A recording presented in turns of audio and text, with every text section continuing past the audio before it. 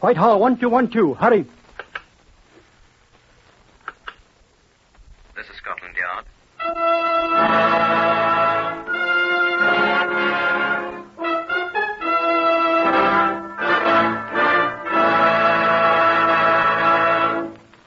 For the first time, Scotland Yard opens its secret files to bring you the authentic, true stories of some of its most baffling cases.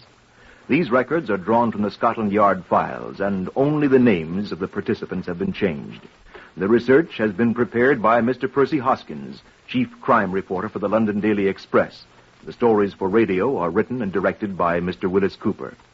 Here are the principal participants in Scotland Yard case number 397 MR381. Stanley Russell, shop clerk. Mr. Russell is not to be found. Mrs. Hope Russell, his wife. Mrs. Russell was reported missing on the day before Good Friday. Adolf Hitler's Luftwaffe.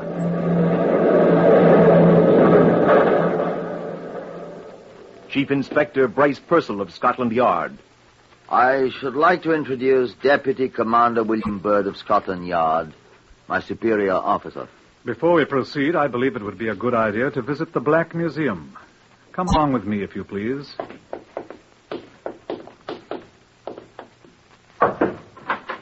After you, sir. Good afternoon, John. Good afternoon, sir. This is Chief Superintendent John Davidson, curator of Scotland Yard's Black Museum. Well, how do you do?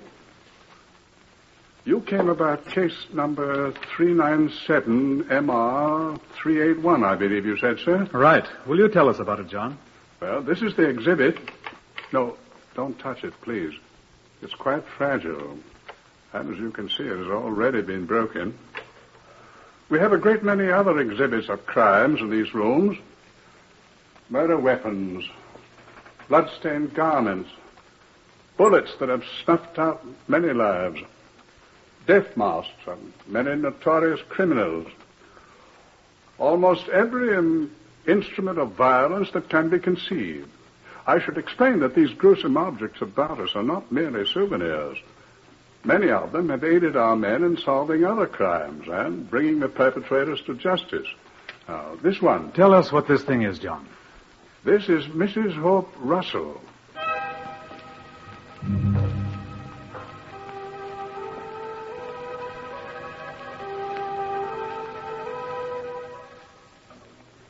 "16 months after the Easter Blitz of 1941, the work of clearing out bombed-out areas of London was still progressing.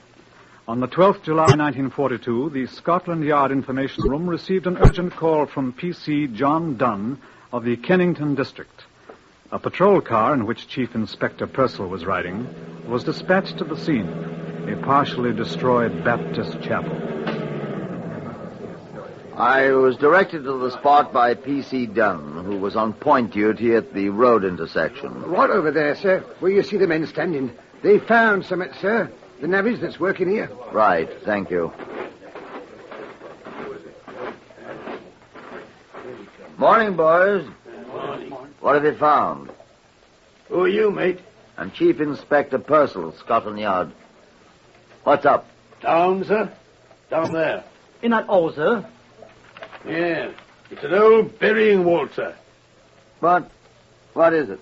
A skeleton, sir. He's dead. Up down, Georgie and Sean with your torch. All right. There you see, sir. Here he is. Stand to one side, will you? He's off under this stone slab, sir. See? I see him. Well, what's so strange about a skeleton in a burial vault? There ain't been anybody in there since 1934, sir. 1935. I was in that gang that moved the old corpses out of here, Herbert. It was 1934. We didn't leave 'em one. God bless you. It's the quicklime down here, sir. Quicklime? How'd quicklime get down there? You're the detective, mister. We just work here. The badly burned skeleton was removed to the pathological laboratories at Scotland Yard, together with the other articles found in the vault. A considerable amount of quicklime and a half-burned straw pelleas which had partially covered the remains. There was nothing else. I stood beside Keith Briggs, the Home Office pathologist, while he completed his examination. What do you think, Keith? I asked. Well, she's dead. She? Well, it's a woman, all right. No question about that. The hip bones are characteristically a woman's. So is the sacrum here, and... How old a woman? Oh, middle-aged, I'd say. See, the bones are fully developed, so we know she was full-grown. And there were 1 or 2 strands of long gray hair adhering to the skull. Here they are. And then the teeth here. What about them? Well, you see, they're pretty well worn. Now, you see here, in the upper jaw, 7 of the uppers are missing. Now, see these ridges? Yes. Well, they were caused by a dental plate, which probably consisted of 7 teeth, and then... What are you looking for? The measuring tape. Oh, here. The lady was lying on it. What are you going to do now? See how tall she was. She's rather jumbled about. And the feet, where are they? Oh, the thigh bone's all I need. Oh, hold it, please, huh? This one. Now, let's see, 43 centimeters. Well, that's all right, sir. Now, 43 centimeters multiplied by 3.6. What are you doing? On Sediment scale, you multiply the length of the thigh bone by 3.6.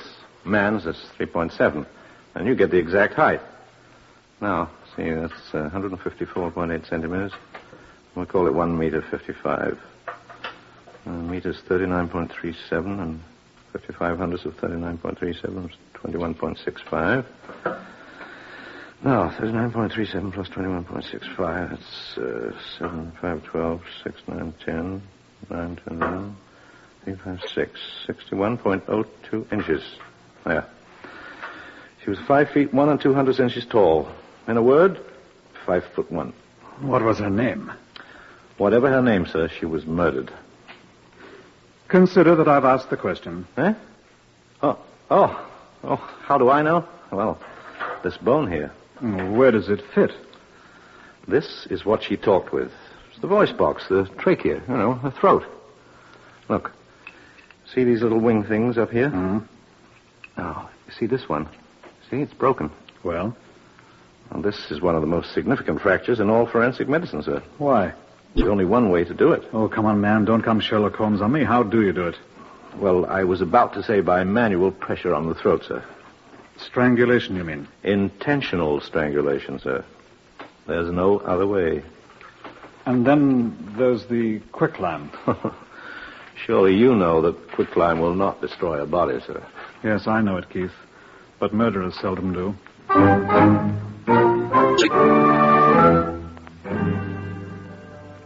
Reference to the ARP records showed that every other casualty and missing persons in Kennington had been accounted for. It was apparent that the victim had not been a resident of that district. I caused bulletins and charts of the teeth to be sent to all the dentists in London for identification. No results were forthcoming, and we were forced to conclude that the dentist in question had become an air raid casualty, or that the work had been done in some other city. I gave Purcell a very difficult assignment. Difficult, sir? Well, it's not so difficult, but it's tedious. It'll take a long time. I know, but it's got to be done. I'm strongly of the opinion that it was murder. We checked carefully, sir, and the only quicklime on the entire premises was that in the vault with the skeleton. I thought they might have dusted the entire place with quicklime for sanitary purposes, but they hadn't.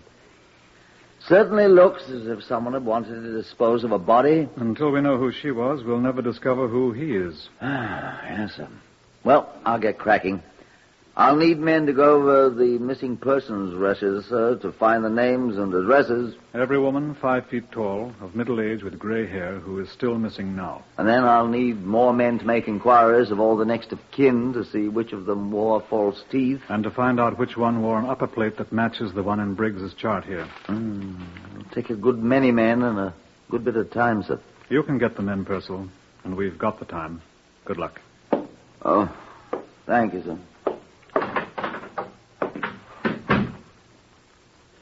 Nothing whatever happened for 2 weeks, except for the unrewarded activities of Purcell's men. I had a minor inspiration about the 7th day. Put me through to Sergeant Bowles, please. Commander Baird here, Sergeant. I should like you to send me all the file copies of the Metro operations for the period 2 weeks before to 2 weeks after the Easter Blitz of last year, please. Yes, at once, if you please. The Metropolitan Informations is a daily newspaper containing digests of all the crime news. It is usually invaluable. I pored over every issue, looking assiduously for an item that might prove of some help. I had reached the end of the first week after the date the Kennington Chapel was destroyed with no results whatever when Purcell reported. Found, sir. Oh, good. Here is the missing plate. That's much better than I'd hoped for, Purcell. Apparently the plate hurt her mouth. She often left it at home. As a matter of fact, I found it at her sister's. Oh? I stopped upstairs to see Keith Briggs in the laboratory, and they fit exactly, allowing for the fact that there's no flesh on the jawbones. Here's Keith. Is that right, Keith? That's right, sir. And the marks on the skeleton's teeth coincide exactly with these little clamps here. I've brought the skull down. Yeah. You see, sir? She looks very fine. Congratulations, Purcell. Thank you, sir. The only thing is, she was reported missing 3 days before the raid that destroyed the chapel. She was? It's in all the records, sir. Where were you, madame? She might have been hidden in the vault. Immediately she was murdered, sir. And then the fire, when the place was bombed... It must have been quite a hot fire. Let's see. The Kennington Fire Brigade, please. Yes. Oh, what's her name, Purcell? Mrs. Hope Russell. Russell. Hope Russell, did you say... Oh, hello. Is that the Kennington Fire Brigade? The senior company officer, if you please. I'll wait. Hope Russell. I've run across that name somewhere. Yes? Thank you. Hello, this is Commander Bird at Scotland Yard. Do you remember during the Easter Blitz last year when the Baptist chapel was destroyed there in Kennington? What I wanted to know was that a very severe fire... What? There was no fire? What? No fire whatever when the chapel was destroyed? Oh, 2 days later. How very curious. It was reported by whom? The Kennington police. Or wasn't there a... Oh, look here, old chap. I'm sending at once for their divisional superintendent. Could you possibly come along with him to my office at the yard? Yes. I'm afraid it is rather important. I'll have him pick you up in his car. Thank you so much. At once, yes. No fire. Keith, will you mind? Get him and the fire chap over here at once. Use my name. Ask them both to bring their records for that night. Please. All right, sir. No fire, eh? What's that woman's name, Purcell? Mrs. Hope Russell. I knew I remembered it. Look at this. Metro Informations, eh? Look under Articles Lost and Found. I was just reading it. Lost and Found. Here, the third item. Read that. Found by Postmistress Guilford, Surrey, in the post office yesterday, a woman's purse. Black leather, plain, strap. Contents, lipstick, comb, mirror, 2 London tram tickets, 11pence in coin, ration book, identity card, issued to Mrs. Hope Russell. Well, what was she doing in Guildford? Look at the date of the paper, Purcell. April... What was she doing in Guildford 3 days after the air raid in Kennington?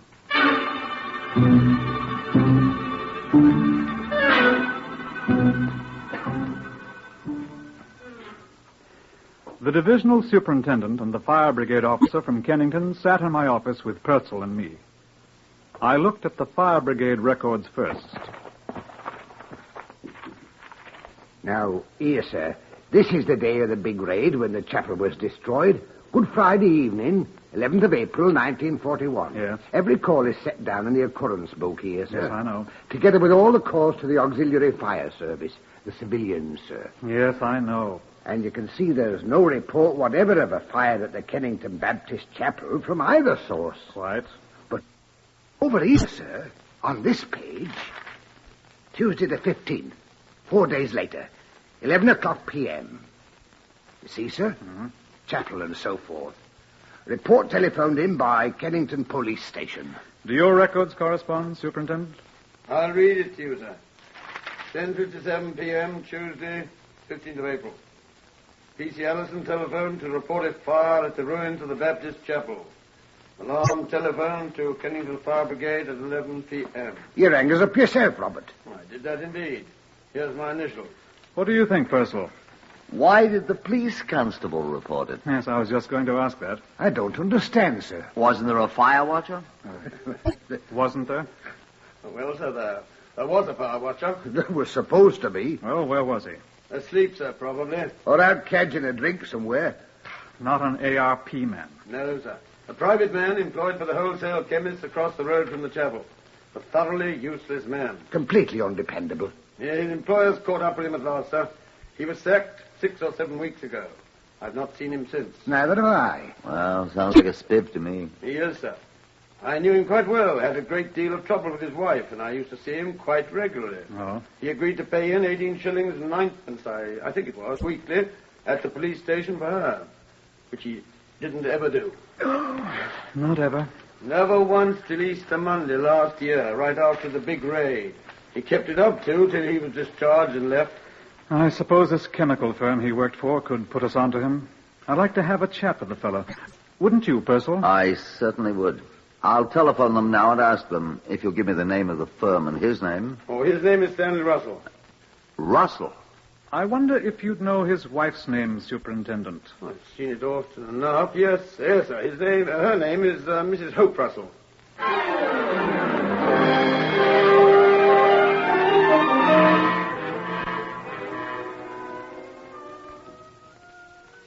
In The Pirates of Penzance, Gilbert and Sullivan complain bitterly that a policeman's lot is not a happy one.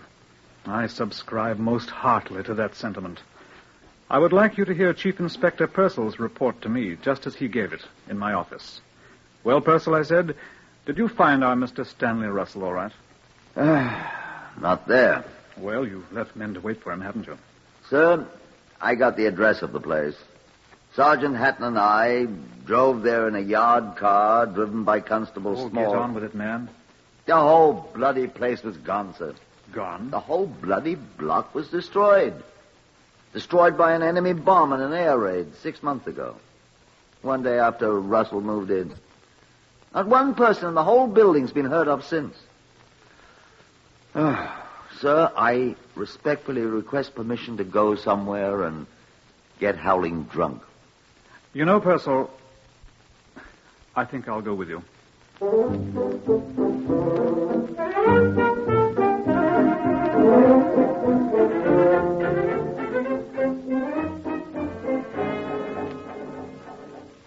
But we didn't. We sat quietly in Commander Bird's office and thought long, dark thoughts. After a while, Keith Briggs, the pathologist, observing the light inside, stopped by, and almost at the same time, John Davidson from the back museum came in to see what was up. Nothing's up, John, I said. On the contrary. What happened? Purcell was just telling Keith here.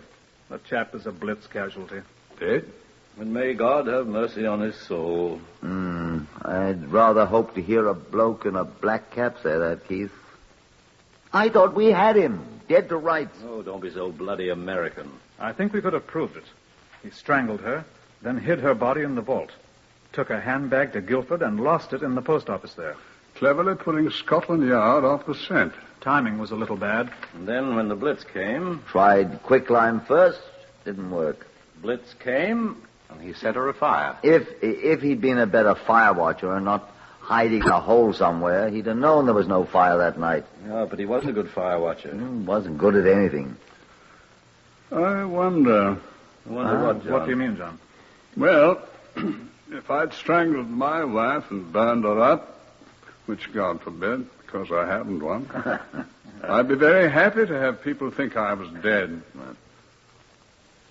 If I'd hear that my home was destroyed and everybody in it dead, I should be delighted, most delighted. I'd change my name. Not in wartime, you wouldn't. That's right. Identity cards and ration books. Absolutely. I'd forgotten. Getting new ones in the name of Harry Hawkins or Sam Small would be difficult. But even Scotland Yard would stop looking for me if they thought I was dead. Wouldn't they, Commander Bird? And you'd go around buying new clothing and whatnot. if you could, and presenting your own ration book in your own name and... Where are you going, Purcell? I'm going to stagger home through the blackout, sir, with your permission. I've a large number of men's clothing stores to interview beginning tomorrow, and I'd like to get a good night's sleep. Good night, all.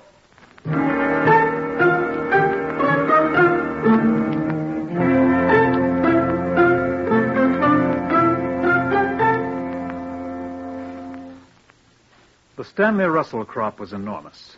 Chief Inspector Purcell discovered that 234 of them had purchased clothing since the date our Stanley Russell had been reported dead by enemy action. But not one of them was the Stanley Russell we wanted. We made thorough inquiries of all his known acquaintances, all to no avail. The War Office had no record of our man.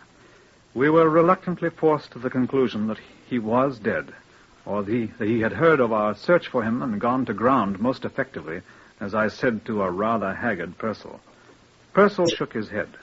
I'd like to keep on looking, sir, if I may.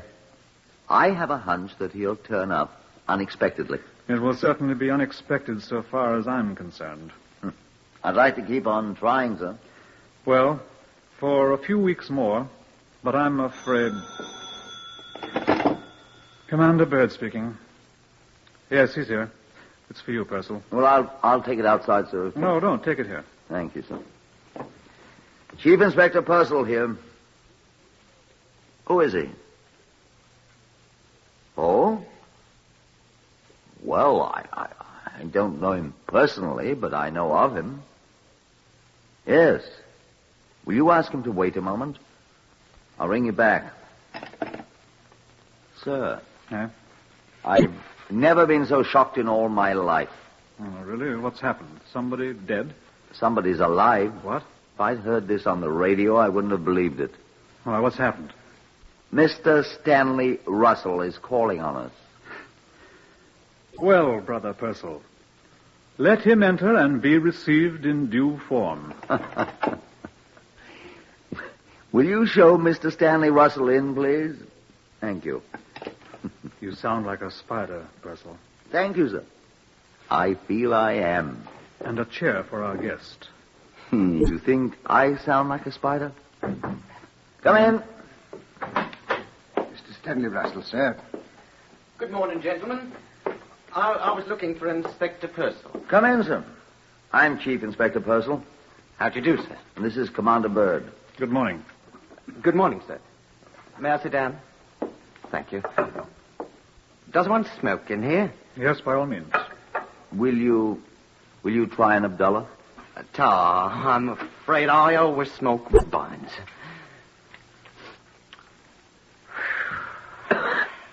Now, I hear Scotland Yard is looking for me. That's true. Why, may I ask? You've been extremely hard to find. Oh, I've been in the country. Derbyshire. We should have come there eventually. Oh, I've saved you the trouble. What do you want to see me about? You were a fire watcher, Mr. Russell, in Kennington. Yes. There was an unreported fire at the Baptist chapel there whilst you were on duty. When? 2 nights after the raid that destroyed the chapel. I didn't see any fire. Is that all you wanted? No, Mr. Russell.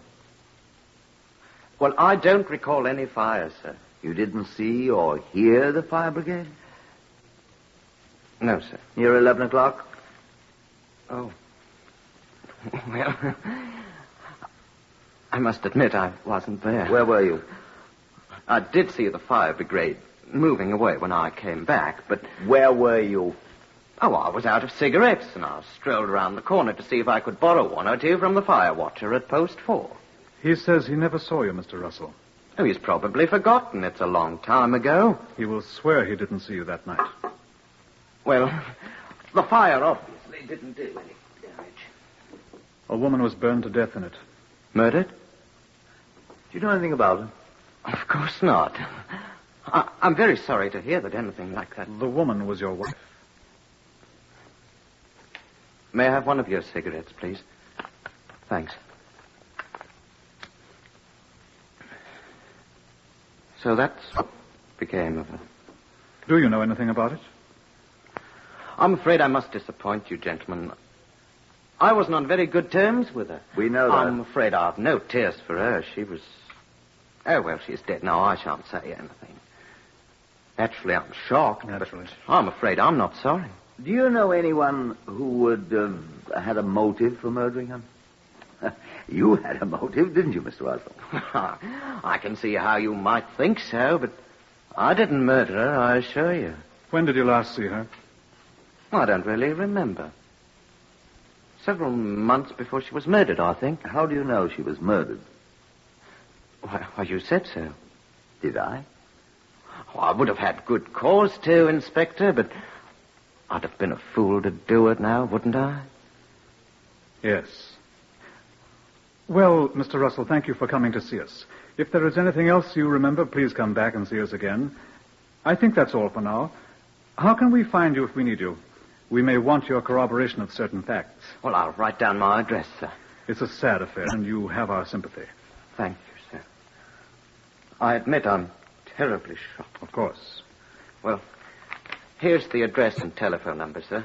Thank you. Feel free to call on us at any time. Goodbye. Well, goodbye, gentlemen. I was merely trying to do my duty. Oh, you've done it admirably, sir. Goodbye. Well, thank you. Well, He's a liar. I know it. May I ask why you... Why I let him go? He thinks he's got us completely fooled. He'll be back with more helpful information. Come in, Mr. Russell. I just remembered something that might be of importance. Come in. I remembered that an old straw palliasse, a mattress I used to catch 40 winks on, it was stolen about that time. Oh. Could that have been used to stop the fire? Did you find it? Yes, we found it. Oh, that's good. Well, I must go now. Oh, by the way, was the body destroyed? By the quicklime? Yes. What's the matter? You are a very clever man, Mr. Russell. Much too clever for your own good. Why? Why, may I ask? No one had mentioned quicklime, except you. Well, I thought... I mean...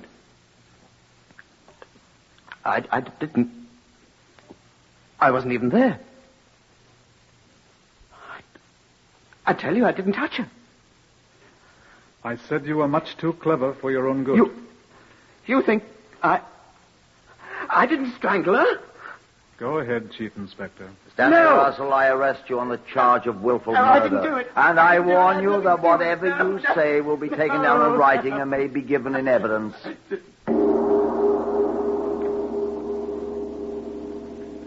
The crime. The painstaking evidence Scotland Yard had collected, together with Stanley Russell's own statements, were sufficient to convince a jury that he had murdered his wife, Hope Russell, and burned her body.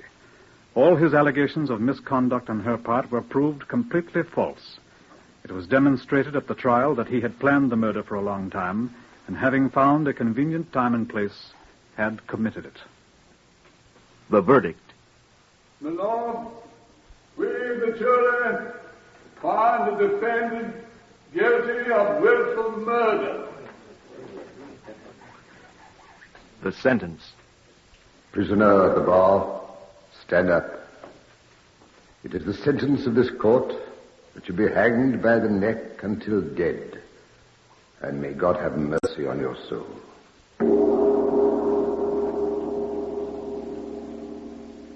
You have heard the true story of case number 397MR381 from the files of Scotland Yard. The names of the participants have, for obvious reasons, been changed. Starting next week, Whitehall 1212 will be heard at a new time, 5 p.m. Eastern Standard Time. Research by Percy Hoskins of the London Daily Express. Stories for radio written and directed by Wyllis Cooper. Next, listen for Tales of the Texas Rangers on NBC.